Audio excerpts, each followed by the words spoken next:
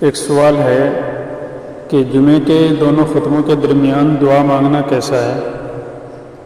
اور اگر مانگنا جائز ہے تو کس طرح مانگی جائے؟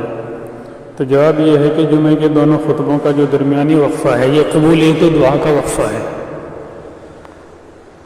حضرت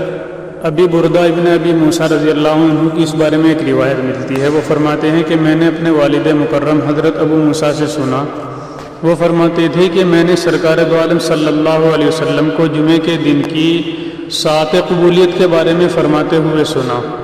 کہ وہ ساعت خطبے کے لیے امام کے منبر پر بیٹھنے اور نماز پڑھی جانے تک کا درمیانی وقت ہے۔ چنانچہ اس سے مراد علماء نے دونوں خطبوں کے درمیان کے وقفے کو بھی بتایا ہے، لہذا اس وقت دعا کر لینا چاہیے، لیکن اس وقت دل میں دعا کرنی چاہیے، زبان سے کوئی کلمہ ادا نہ کریں، اور ہاتھ اٹھا کر دعا کرنا یہ مکروہ ہے۔